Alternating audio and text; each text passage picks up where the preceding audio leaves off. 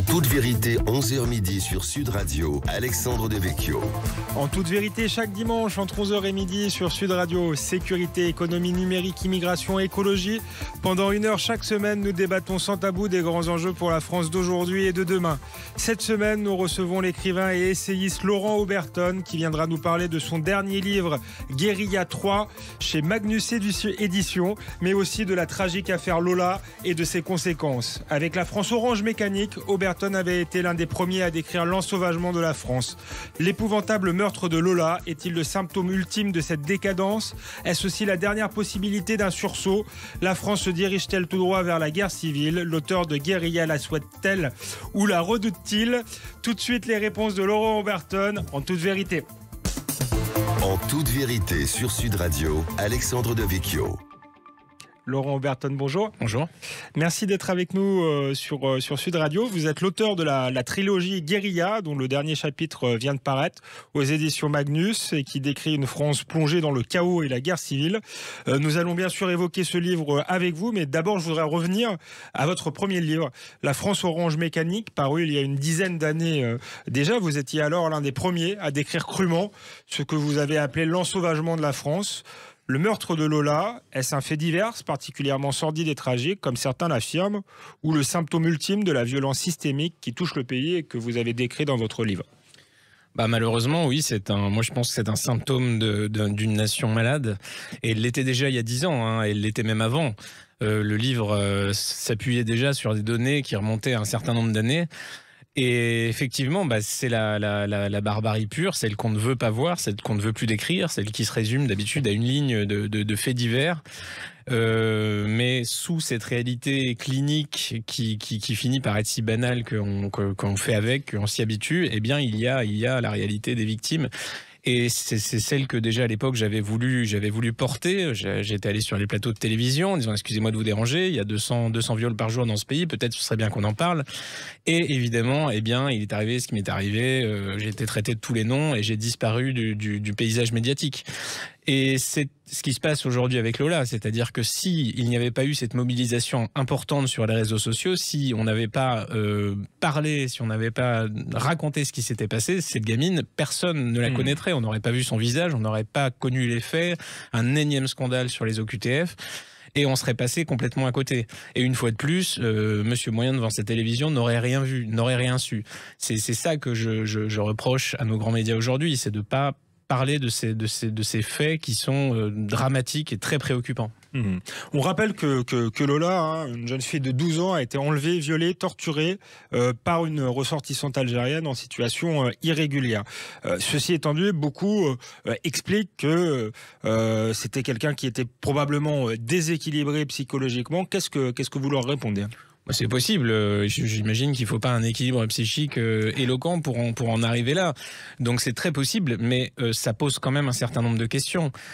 Pourquoi y a-t-il dans ce pays autant de maniaques en liberté? On a un nombre de troubles psychiques répertoriés qui est hallucinant. On sait très bien qu'il n'y a pas assez de place en psychiatrie. On en parle depuis très longtemps.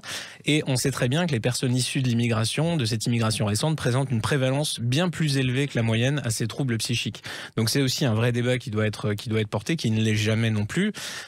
Qu'elle soit déséquilibrée ou non, c'est à la limite, la seule différence pour elle, ce sera la justice. Elle sera peut-être pas jugée, effectivement. Elle sera peut-être soignée 2 ans et on lui donnera des petites boules roses à prendre chez elle. Elle les prendra pas, advienne que pourra. Mais en attendant... Honnêtement, Laurent Oberton, même si elle est placée en hôpital psychiatrique, il y a peu de chances qu'elle sorte d'ici 2 ans. Alors là, attention, je serais très prudent avec ce genre d'affirmation, puisque on a vu des cas extrêmement graves d'individus sortir après 2 ans de soins alors qu'ils avaient réellement massacré leurs voisins. L'affaire étant médiatisée, ça paraît peu probable quand même. Je l'espère, mais je ne m'engage plus à de telles prédictions aujourd'hui. Mais si la médiatisation sert au moins à ça, eh bien c'est toujours bon à prendre. Est-ce que vous pensez qu'il faut un procès de toute façon pour les personnes déséquilibrées?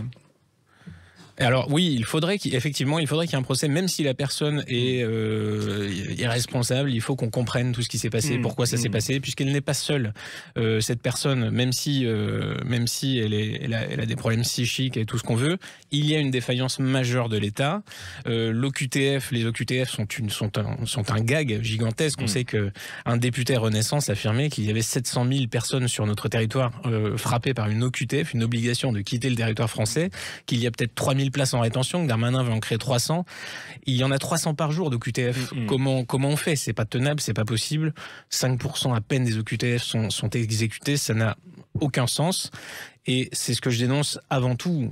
Si l'État faisait ce qu'il a à faire, s'il contrôlait l'immigration, s'il appliquait la loi, s'il veillait à l'application de la loi, puisque la loi n'est pas appliquée en France aujourd'hui, s'il faisait et appliquait ces mesures d'exécution d'OQTF, il y aurait beaucoup moins de victimes dans ce pays. Il y en aurait, je dis pas le contraire, il y a pas de quoi rougir, on a des criminels du terroir bien de chez nous, pas de problème, mais on n'est pas obligé d'avoir tous ceux du tiers-monde en plus.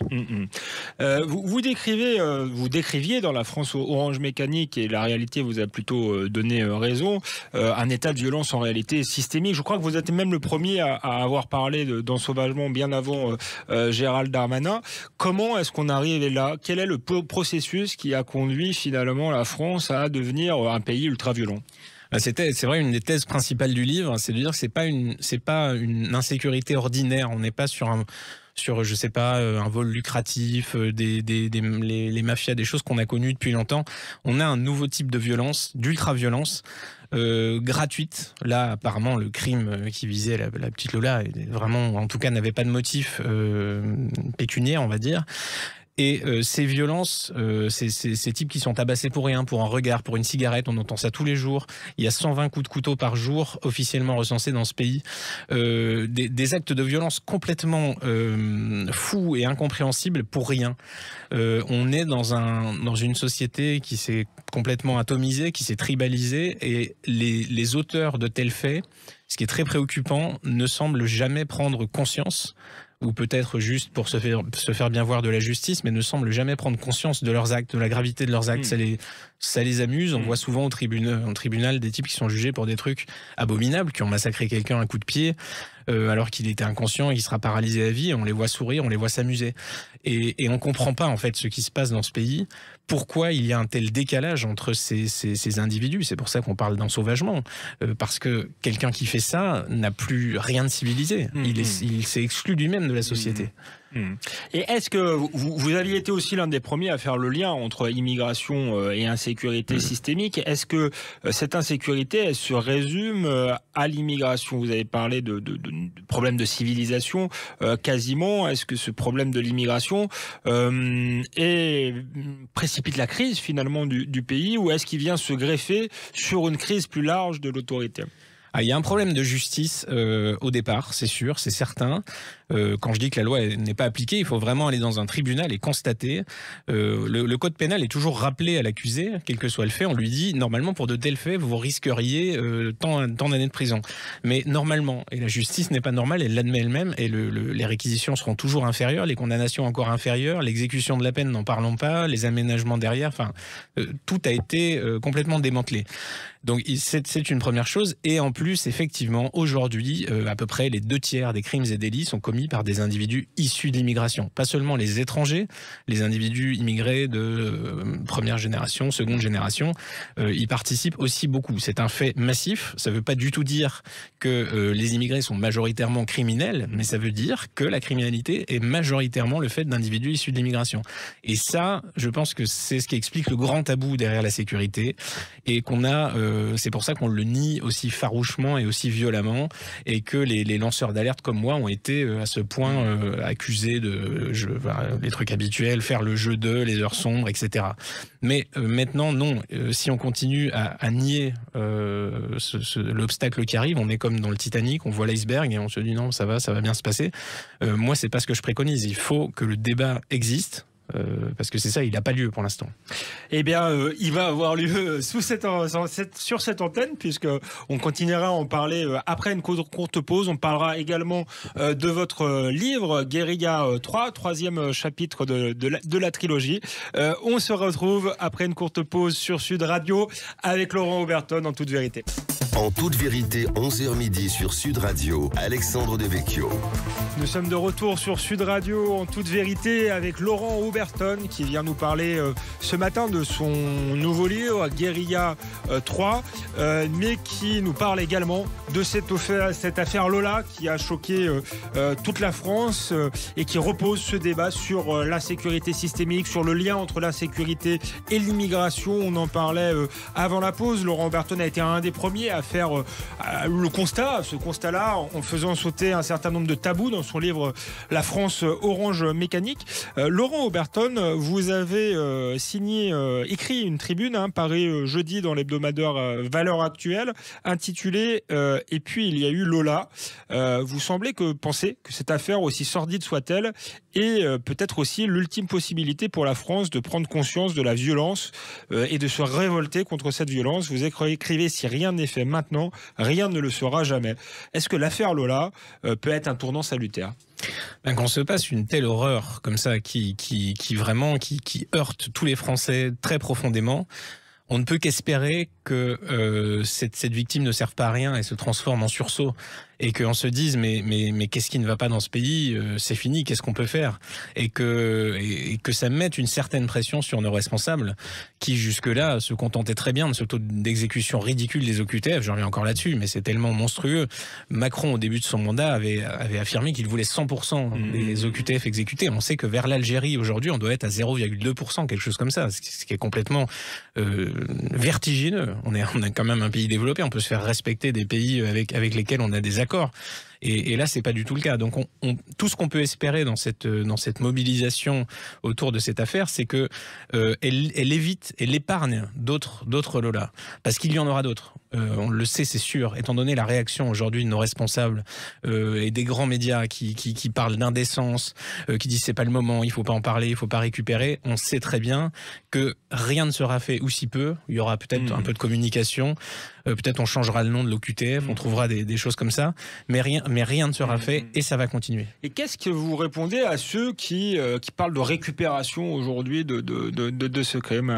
Moi, je leur dis que se taire, c'est consentir à l'horrible. Et on le fait depuis trop longtemps. Et pour moi, l'indécence est très clairement dans ce silence qui se part de vertu. Mais c'est un véritable scandale de participer à ça. Et d'accuser les Français en colère, ceux qui vont ou même à la limite les victimes. Les victimes aujourd'hui hésitent à prendre la parole, à désigner leurs agresseurs parce que elles sentent bien qu'elles dérangent. La famille d'Alban Gervaise a été a voulu. Vous pouvez peut-être rappeler l'affaire Alban Gervaise qui avait été massacré devant une école. Sa famille a voulu médiatiser l'affaire, a voulu dire il s'est passé quelque chose, le criminel a revendiqué son geste et on a étouffé l'affaire. L'armée a dit la famille ne veut pas communiquer, c'est faux. C'est faux et ça arrive tout le temps. Et là, la famille de Lola n'a jamais dit qu'elle ne voulait pas de rassemblement. On lui a fait dire ça. On a essayé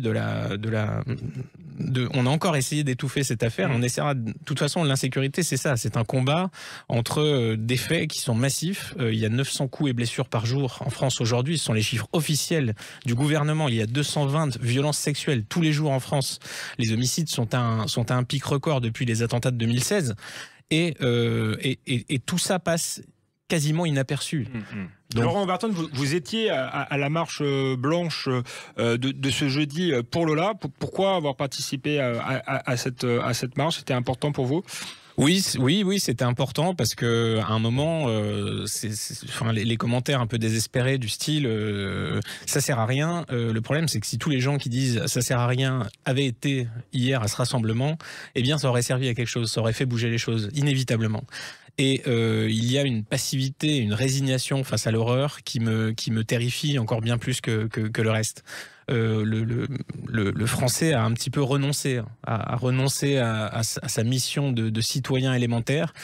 Il sait très bien que l'État est défaillant. Mais tant pis, il s'en lave les mains parce que c'est pas lui, parce que c'est non responsable. Et après ça, c'est facile d'être en colère, évidemment, sur ses dirigeants. Mais si nous-mêmes, on ne se donne pas les moyens de faire respecter ce qu'on veut, de faire respecter notre souveraineté en matière d'immigration, d'insécurité, on n'arrivera jamais à rien. On sera toujours victime du système. D'accord, Laurent Oberton, mais vous-même, dans votre tribune, vous commencez par expliquer que vous vous méfiez malgré tout des marches blanches. C'est vrai que des marches blanches, on en a fait beaucoup. On en a fait au moment de Charlie Hebdo. Alors c'était une violence terroriste, mais qui quand même avait aussi des liens avec l'immigration, avec une forme de désintégration et de défaillance de l'État. Donc est-ce que c'était finalement la bonne méthode? On peut se poser la question, d'autant plus que la marche a été organisée par l'Institut pour la justice, mais aussi en partie, on a vu que le mouvement Reconquête était à la tête de cela. Est-ce qu'il n'y a pas eu une forme de maladresse ou à un moment donné où on a l'impression que cette marche devenait un meeting politique? Est-ce que ça, vous l'entendez? Est-ce que stratégiquement, c'était la bonne manière de faire? Le problème, c'est que ces faits divers sont tellement aberrants que c'est difficile d'apporter une réponse structurée. C'est la colère aussi qui parle, c'est l'émotion. Et peut-être qu'on peut toujours mieux faire, peut-être qu'on devrait réfléchir plus avant d'agir, mais c'est souvent une manière, malheureusement, ça, de ne rien faire. Et évidemment, on est perdant face aux grands médias. Parce que quoi qu'on fasse, quel que soit le rassemblement, de toute façon, on nous aurait fait ce procès de récupération et d'indécence, etc. Et le grand public ne retiendra que ça, puisque nous, on a des moyens d'expression qui sont beaucoup plus faibles que ces grands médias. Et je note que tous les événements, les faits qui ne sont pas favorables à cet État, à ce régime, sont toujours récupérés, retournés, de manière à devenir utiles. Quand il y a eu ces attentats, quand il y a eu Bataclan, quand il y a eu Charlie Hebdo, c'est devenu un rassemblement contre l'islamophobie. Et là, c'est la même chose. On dénonce la barbarie et maintenant, on nous accuse de dénoncer la barbarie, d'avoir les yeux ouverts. Donc ça, c'est plus possible. Ce chantage à l'extrême droite, je l'ai déjà dit, ne peut plus exister. Moi, en tout cas, j'ai passé un cap. Je continuerai à dire ce que je pense sans jamais plus me plier à de telles injonctions. Et se justifier, c'est perdre du temps et être en position d'accuser. Je pense qu'il vaut mieux agir selon la justice que selon le risque social. À vous entendre là, vous êtes extrêmement combatif. Vous semblez d'ailleurs penser qu'il y a un redressement finalement possible de la situation. Et parfois, à vous lire, on a l'impression que vous êtes extrêmement sombre et que vous considérez que tout est déjà perdu. La question du diagnostic aujourd'hui, je trouve, même si certains grands médias, vous avez raison, continuent à la nier, elle est quand même faite chez beaucoup de Français. Maintenant, quelle solution pour sortir de cette situation-là? C'est ça. Les discours sur l'ensauvagement, effectivement, ont été repris par nos responsables, par Darmanin, par lui-même. Macron y a fait allusion. Ça existe, mais concrètement, dans les faits, c'est une manière de communiquer. Et c'est peut-être encore plus vicieux, parce que si le discours politique présente des dehors comme ça, répressifs, un peu à la Sarkozy, vous allez voir ce que vous allez voir, le Karcher, etc. Monsieur Moyen, devant son écran, il sera très content et il applaudira. Mais concrètement, il ne vérifiera pas ce qui se passe. Il n'ira pas voir les chiffres réels de l'insécurité. Et ils ont atteint ce record.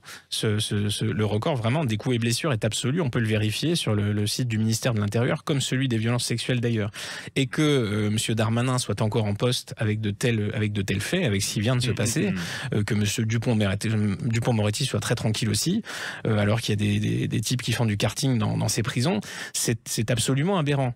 Donc ce discours de façade, ça ne sert à rien. Il ne faut pas s'arrêter à ça. Il faut voir ce qui est fait concrètement. C'est pour ça que cette pression que nous mettons sur les médias, je pense, est salutaire et qu'il faut continuer à le faire. Et concrètement, est-ce que vous avez des propositions pour lutter contre cela? Si tous les clandestins de ce pays étaient expulsés, si tous les étrangers condamnés l'étaient aussi, ça ferait de la place en prison. Il y aurait beaucoup moins de problèmes. Ça ne réglerait sans doute pas tout, mais ça y contribuerait d'une certaine manière. Si la loi était appliquée telle que le prévoit le code pénal, évidemment, le pays en fait est victime d'une minorité criminogène qui est une minorité petite numériquement. Et si elle était réellement sanctionnée, mise hors d'état de nuire, quand un type, commet un viol, dans le code pénal, c'est marqué qu'il va 15 ans en prison.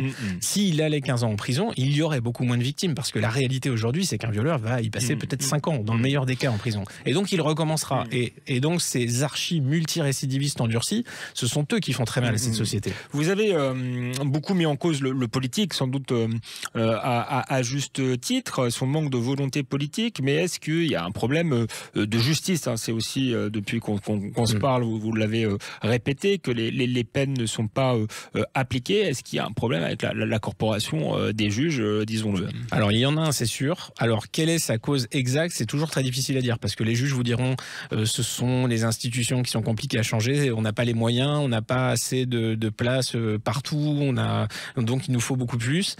Et moi, je constate simplement, en tout cas, que la loi n'est pas appliquée, ça c'est clair, et que de plus en plus, on a recours à ces fameuses peines aménagées, alternatives, que maintenant, de la prison ferme, il faut bien comprendre ça, on peut la faire chez soi avec un bracelet, c'est mal nommé, mais on porte ça à la cheville, mais ça s'appelle un bracelet, et on a ça, et on est tranquillement chez soi en train de regarder la télé, et on est en train d'effectuer une peine de prison ferme. Ça, par exemple, c'est clair, on est dans ce pays condamné à de la prison ferme sans mettre les pieds en prison, parce que en dessous de 2 ans de prison ferme, de toute façon, vous n'y mettez pas les pieds, c'est comme ça. Il y a des mesures d'aménagement, d'application des peines. Une fois que quelqu'un est condamné, il passe devant un juge d'application des peines qui a tout loisir de modifier ça, de transformer ça en un stage ou en n'importe quoi d'autre.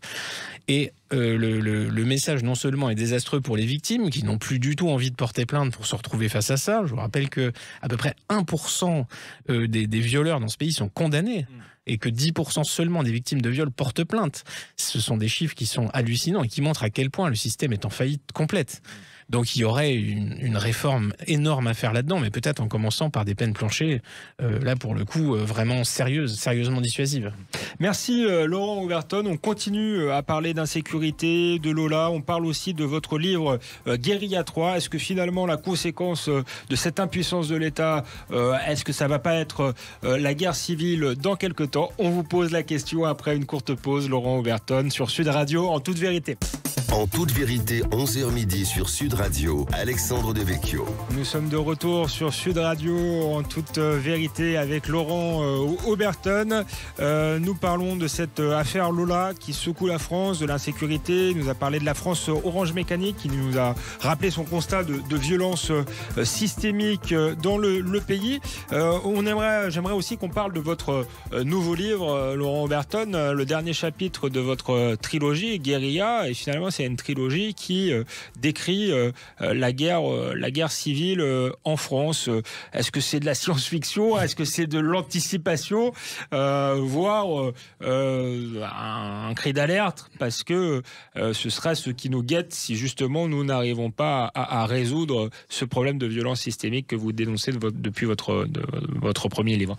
C'est un peu tout ça. C'est vrai que là, on voit, par exemple, depuis quelques semaines, on a dans les lycées parisiens, ça s'étend d'ailleurs un petit peu, même en province, on a une sorte de guérilla sans motif apparent contre les forces de l'ordre. Certains revendiquent le port de vêtements islamiques, d'autres non, pas spécialement, c'est juste comme ça. Et on voit des affrontements, des batailles rangées dans ces lycées avec les forces de l'ordre. On voit ça tous les soirs dans les grandes cités sensibles, pour telle raison, pour tel trafiquant interpellé, pour tel de règlement de compte. On voit dans les rues donc ces individus ordinaires qui sont agressés de manière épouvantable, sans motif particulier. Et cette réalité est déjà là. Et ce que je veux dire avec Guérilla, c'est que si on continue à ne pas regarder, eh bien on aura un embrasement, on aura un incident comme ça s'est produit en 2005, impliquant la police, et il y aura des morts, je ne sais pas ce qui peut se passer. Et le pays face à ça n'aura pas de réponse. l'annonce. L'État sera comme il l'était en 2005. D'ailleurs, sa seule préoccupation sera pas de bavure. Surtout, il faut pas jeter d'huile sur le feu. Il faut qu'on fasse profil bas, pas de vague, hein, comme on dit. Et ça devrait se calmer tout seul. Mais sauf que si ça ne se calme pas tout seul, si des actes terroristes viennent se greffer à ça, bien ça ne peut que très très mal finir. Parce que les citoyens pourraient se révolter, selon vous. Vous dénoncez beaucoup l'apathie des Français. Oui. Est-ce qu'il peut y avoir finalement un retour du refoulé ? Moi, j'ai un peu de mal à croire à ça, à cette révolution populaire citoyenne. Malheureusement, j'ai plus l'impression qu'une anesthésie lourde prédomine, en tout cas pour la plupart de nos compatriotes, qu'ils ont un peu renoncé, qu'ils cherchent à fuir ces réalités dans le divertissement et que sais-je. Et qu'ils ne veulent pas voir en face. C'est vrai que ça fait peur, je suis bien d'accord, c'est pas facile de se dire, mais ce sont des problèmes gigantesques qui sont pas du tout simples à traiter, et c'est plus facile de les ignorer.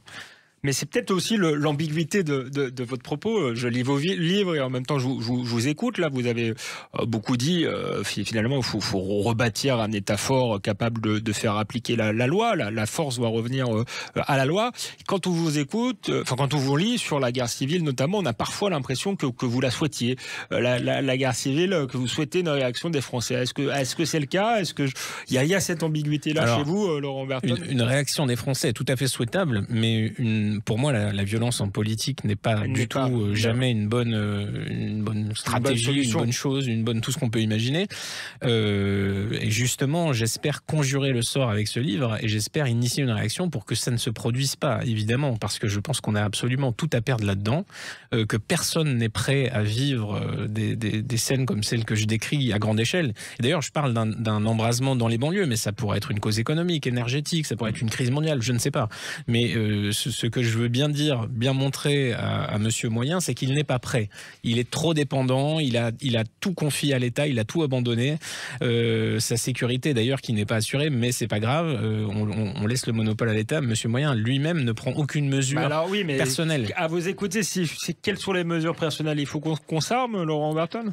Il faut déjà avoir les yeux en face des trous, des réalités. Il faut être informé sur les choses, il faut pas être naïf et peut-être s'armer, pourquoi pas, mais en tout cas prendre un certain nombre de dispositions pour ne plus être le fameux dindon de la farce ou la victime. Je vous entends, je comprends que les gens puissent se sentir en état de légitime défense et avoir besoin de se défendre, mais est-ce que ce serait vraiment une solution ? On voit aux États-Unis que les gens sont armés. J'ai pas l'impression que c'est un pays moins sujet à la violence systémique que le nôtre. Peut-être qu'il a d'autres problèmes, c'est pas tout à fait les mêmes liés à l'immigration que le nôtre, quoique. Les États-Unis ont des problèmes communautaires très sévères qui du coup, on a tendance à mettre sur les armes à feu, sur le compte des armes à feu, ce qui se passe là-bas. Mais si vous prenez la Suisse, si vous prenez l'Islande, d'autres pays sont très adeptes des armes à feu. Je ne mets pas sur le compte des armes à feu. Je dis simplement que ça résout pas le problème dans un pays de toute façon, un pays qui est atomisé de la sorte, qui a été complètement bouleversé par ce changement de population que personne, encore une fois, n'a souhaité, n'a anticipé, n'a compris, n'a imaginé tel. Une immigration de quantité de cultures très éloignées qui forment comme ça des agrégats communautaires inextricables. Ça éclatera de toute façon. Le vivre ensemble, c'est un fantasme complet et il n'y a pas de bonne solution. En fait, là, ce qu'on dit, les gens qui vont s'armer, ils vont le faire. Ils le font déjà. Regardez les adhésions dans les clubs de tir et autres moyens d'autodéfense. Enfin, tout ça marche très fort parce qu'il y a cette terreur. On va évoluer dans une situation un peu à la sud-africaine. Vous aurez des clusters, des quartiers sécurisés, quasiment des châteaux forts, des forteresses, et l'insécurité partout ailleurs. Mais c'est pas ça qu'on veut. Ce qu'on veut, c'est une société où chacun est libre, où chacun peut se balader dans la rue, traverser Paris à n'importe quelle heure, n'importe où, sans risquer de se faire planter. Mais là, on en est très loin, malheureusement. Et je continue, je vais un peu vous chercher, mais encore une fois, l'ambiguïté, là vous nous dites, je veux une réaction, en même temps ça doit être l'État qui reprend la main, je ne sais pas si les armes à feu c'est la bonne solution, et vous avez fait un livre qui s'appelle Éloge de la force. Donc c'est la force, qui doit détenir la force selon vous dans notre société? C'est assez simple, si l'État ne remplit pas ses missions élémentaires qui font sa légitimité, si tant est qu'il en a une, la sécurité des citoyens et la souveraineté de la nation, le contrôle des frontières, s'il échoue dans ces deux missions, il n'est plus légitime. Les gens qui le détiennent sont par nature des usurpateurs. Ce sont des mots forts, mais c'est une réalité. C'est aux citoyens de reprendre tout ce qu'il a abandonné à l'État. Il lui a absolument tout laissé sans justification valable. Il a pensé que l'État le ferait mieux, sans doute, alors que ça coûte un argent monstrueux, que ça met notre économie dans un État. Je suis bien d'accord, mais alors l'État, moi je suis absolument contre l'assistanat, enfin les droits sociaux, mais que l'État ait le monopole de la force, ce serait une remise en cause quand même très importante s'il ne l'avait plus. Et du reste, on voit dans les pays où il ne l'a pas, c'est effectivement une situation de chaos et de guerre. Le problème, c'est qu'il défend avec force ce monopole, mais c'est un monopole de la faiblesse. Qu'il soit défaillant, mais comme il en a le monopole, on est condamné à subir sa défaillance. C'est ça l'énorme problème. Non, je suis bien d'accord, mais vous remplaceriez ce monopole par quel autre monopole alors? On a vu des systèmes de police privée, pourquoi pas? Pourquoi ferait-elle pire? Certains l'ont fait avec un certain succès. Tout peut exister en dehors de cet État. L'État n'est juste qu'une énorme machine à fabriquer de l'administration. Il faut qu'il fasse la preuve de son efficacité s'il veut survivre. Et là, il est en train de démontrer de manière vraiment tragique et évidente qu'il est incapable d'assumer ses missions élémentaires. Il y a à Nantes, depuis quelques jours, suite à l'accumulation de meurtres, de violences qui frappent cette ville, des jeunes qui se sont organisés en milice citoyenne. Alors le milice, le mot est peut-être un peu fort, parce que pour l'instant, ils ont agressé personne. Ils se contentent de faire des patrouilles dans la ville. Comment vous voyez ça? Vous voyez ça plutôt d'un bon œil? Est-ce que c'est un sursaut intéressant? Est-ce que c'est justement, on prend une pente glissante, ça vient se substituer à une autorité légitime qui effectivement est défaillante, mais on préférerait que cette autorité légitime exerce quand même, ne soit pas défaillante justement. Comment vous voyez les choses? C'est une évolution, oui, logique. On a vu aussi cet assassin présumé qui a été arrêté par des jeunes d'une cité qui se sont regroupés, qui ont mené une enquête plus rapide que celle des forces de l'ordre pour interpeller un type qui a poignardé cette malheureuse Nadia. Donc on voit ça de plus en plus et j'ai l'impression qu'on est condamné à aller vers ça. Évidemment qu'il y aura des dérives, il y en a déjà, il y a des gangs qui se font la justice eux-mêmes tous les jours. Mais c'est la défaillance majeure de l'État. Moi, c'est difficile de dire que c'est une bonne chose. Je ne sais pas qui sont ces gens, je ne sais pas quelles sont leurs intentions, ce qui va advenir de ce qu'ils font.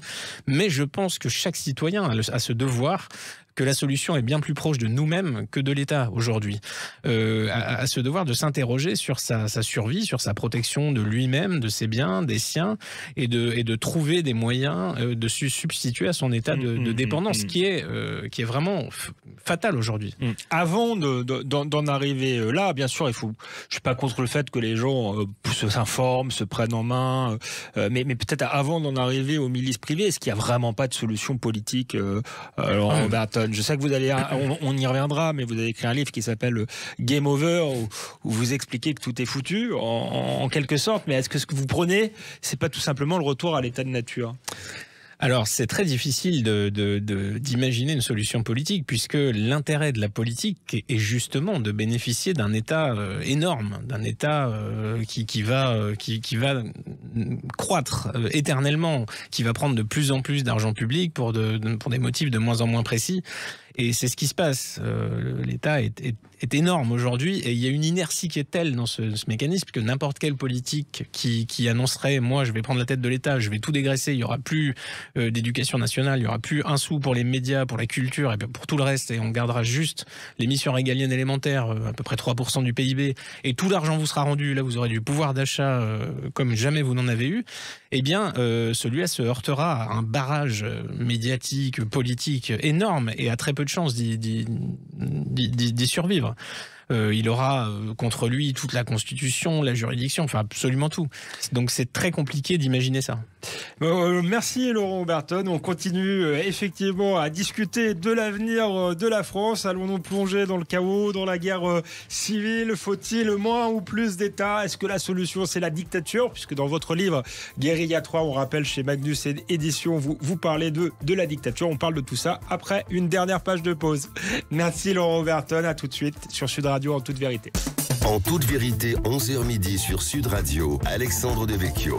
Nous sommes de retour sur Sud Radio en toute vérité avec notre invité Laurent Oberton qui est venu nous parler de son dernier livre Guérilla 3 chez Magnus Éditions, qui nous parle aussi plus généralement de la situation d'insécurité systémique en France, de l'ultra-violence qui se répand, notamment avec ce meurtre atroce de la petite Lola. Nous discutions avant la pause finalement du risque d'embrasement, de guerre civile en France, qui est le sujet de votre trilogie, Laurent Oberton Guérilla, et le dernier chapitre de votre trilogie qui vient de sortir parle finalement de l'après-guerre civile, et vous nous expliquez que l'après-guerre civile, c'est la dictature. Alors quel genre de dictature est-ce que vous pouvez nous en dire plus? Et pourquoi vous imaginez cela? C'est justement logique dans ces situations de désordre. Il y a une demande très forte. Moi, je le sens dans mon lectorat. Ça lui fait pas plaisir quand je dis que l'État n'est pas la solution maîtresse à tout. Parce que lui, il veut un État fort. Il veut plus de pouvoir, plus de crédit. C'est parce qu'il a pas assez de moyens, parce qu'il a pas assez de prérogatives. Et c'est un peu le réflexe citoyen, c'est de se dire, il lui faut encore plus. Mais le problème est que son pouvoir, justement, de plus grandissant, il l'exercera sur ceux qui sont réceptifs, c'est-à-dire monsieur moyen qui paye ses impôts, ses amendes, qui fait très attention. Comme pendant la pandémie en fait. Exactement. C'est la pandémie qui vous a inspiré le scénario de dictature. Emmanuel Macron dictateur, c'est un peu ça votre livre. Ça en fait partie, mais on constate clairement qu'aujourd'hui la population qui est par exemple la population délinquante, qui s'en fout complètement de la loi, celle à qui on demande qui est ici de manière clandestine, on lui dit mais quand même respectez les OQTF cette fois-ci, évidemment elle s'en fout de tout ça, mais la population moyenne, disciplinée, domestique, j'aime assez ce mot-là, elle est réceptive à tout ça, et c'est sur elle que pèsent ces charges énormes. Ce sont eux qui payent, c'est nous qui payons les dégâts de tout ça, c'est nous qui payons les incompétences de l'État. Donc c'est plutôt une question inverse qu'il faudrait se poser, c'est peut-être il faudrait le calmer un petit peu cet État, arrêter de lui donner toujours plus, et peut-être plutôt le réduire à ses missions élémentaires, qu'il fasse la preuve de ce dont il est capable de faire. Sinon, on va vers, effectivement, un régime très autoritaire. Ce sera un bordel monstrueux parce qu'il y aura des gangs, un peu comme en Amérique du Sud, il y aura des gangs très puissants partout, une insécurité totale dans les rues, mais par contre, le citoyen moyen, lui, sera tenu par un régime très fort. Et je ne sais pas si ce sera une très bonne nouvelle pour nous. À vous lire, moi le problème, c'est que vous avez un côté un peu tout ou rien. Moi, je dois avouer que je suis aussi plutôt favorable à un État fort. Alors, je suis d'accord avec vous, pas un État qui subventionne la violence, parce qu'on en est là, qui subventionne des gens qui ne travaillent pas, qui agressent les autres. Donc, l'État social, je pense, peut être très largement dégraissé. Mais ce que souhaitent les gens, parfois, j'ai l'impression, ce sont des services publics efficaces. Mais quand je parle de services publics, c'est les services publics et régaliens, la police, la justice, la santé, et que donc on peut souhaiter cela, un État fort dans les domaines qui sont traditionnellement les siens, sans pour autant souhaiter un État nounou par ailleurs. Oui, bien sûr, mais ça, le problème, c'est qu'on peut souhaiter ça, mais concrètement, comment ça va se passer? L'État a lui-même ses intérêts, c'est le plus froid de tous les monstres froids, comme nous disait Nietzsche. Et on n'a pas la main là-dessus. On a un droit de vote, mais on n'a pas un droit de veto. On a quand même un droit de vote. Oui, mais le droit de vote est conditionné, archi-conditionné par les grands médias. Donc, c'est ce fameux chantage à la peur qui fait les élections. Les boomers qui votent pour leur retraite, ceux qui votent pour leurs subventions, pour leurs augmentations de salaire, chacun vote pour des petits intérêts comme ça, mais pas du tout pour un intérêt national. C'est pour ça qu'effectivement, moi, la démocratie, la politique, n'a apporté depuis ces dernières décennies à peu près que des choses mauvaises à ce pays. Il faut avoir le courage de faire ce diagnostic. Quasiment rien ne marche. On parle des services publics, mais... Oui, mais ce que vous prenez, vous le dites d'ailleurs, hein, on pourrait presque vous qualifier de libertariat à l'américaine, hein, un côté Clint Eastwood, Laurent Oberton. Mais le libertariat, c'est aussi une forme d'individualisme radical, et d'une certaine manière, l'atomisation dans laquelle on est, c'est peut-être un mélange de socialistes, hein, je vous rejoins, je vous ai dit le constat que je faisais d'une certaine forme d'état nounou, mais aussi d'individualisme radical. Aujourd'hui, l'État est un pourvoyeur de droits illimités pour le citoyen. Donc est-ce que la solution pour arrêter l'atomisation de la société que vous regrettez, est-ce que c'est forcément aller vers plus d'individualisme radical? Moi, j'ai pas ce diagnostic, parce que là, on amalgame un peu l'individualisme et l'égoïsme, et j'ai plutôt l'impression que, moi, ce que je prône, c'est d'être totalement responsable de ce que je fais moi. C'est-à-dire, j'assume l'intégralité des conséquences de mes actes. Je les prends pour moi. Par contre, personne ne les assume à ma place. C'est-à-dire, si je sais pas, si j'ai envie de trop manger, beaucoup trop, et que je suis hospitalisé pour ça, c'est à moi de le payer, à moi seul. Et réciproquement, si je vais pas aller voir chez mon voisin ce qu'il fait, si ça me plaît pas, je le laisse faire. C'est sa liberté fondamentale. Par contre, il est responsable, et c'est à lui d'en assumer les conséquences. Ça me paraît pas du tout égoïste comme façon de voir les choses, au contraire, parce que là, justement, cette société d'assistanat de seconde, 47e chance, elle crée cette absence de conséquences chez tous les comportements possibles, donc d'irresponsabilité. On se défausse complètement, on se défausse sur la partie solvable de la société des pires comportements aujourd'hui. À mon avis, c'est aussi ça le problème, et c'est la définition des termes. Individualisme est souvent un terme assez péjoratif qui induit cet égoïsme. Mais moi, par exemple, que je prône ce genre de comportement, je fais attention aux espaces publics, je me comporte pas comme un sanglier. Quand je suis pas chez moi, je fais toujours, parce que c'est moi, je suis l'image de ma responsabilité que je renvoie aux autres, et j'ai pas envie que les autres me jugent de mauvaise manière. Mais on le voit de moins en moins aujourd'hui, justement parce que derrière il y a cet État qui passe et qui vous dit c'est pas votre faute, vous êtes victime, on va vous soigner, vous n'avez pas à être responsable, vous êtes victime de la société, au contraire on va vous aider, vous donner encore plus, etc. Et moi c'est pas du tout ce que je veux. Encore une fois, je pense qu'il y a des excès effectivement dans l'idéologie victimaire, l'État qui assiste des gens qui ne respectent pas effectivement les règles, mais vous expliquez je suis responsable de tout. Est-ce que vous n'allez pas trop loin quand même dans cette logique? Vous avez dit tout à l'heure si je mange trop et que je dois me faire soigner, c'est moi qui vais payer les soins. Il se trouve qu'il y a parfois des maladies dont on n'est pas nécessairement responsable, donc il faut quand même un minimum de solidarité dans une société, et même de solidarité. Alors il y a les solidarités individuelles, je suis pas contre, mais il y a certaines choses au départ où l'État pouvait être légitime à créer du lien entre les citoyens. Mais je pense que l'État a cette dérive qui est innée, c'est-à-dire qu'au début, oui, il aura cette solidarité légitime, et il va l'étendre, et ça va grossir de plus en plus, et ça concernera de plus en plus de personnes, et ce sera de moins en moins légitime. Parce que, encore une fois, si chacun est responsable de son comportement, ça crée une cohésion sociale beaucoup plus forte. Et on se dit évidemment que s'il n'y a plus l'État pour pallier aux aléas de la vie, on a beaucoup plus cette nécessité de recourir à une solidarité qui existait avant.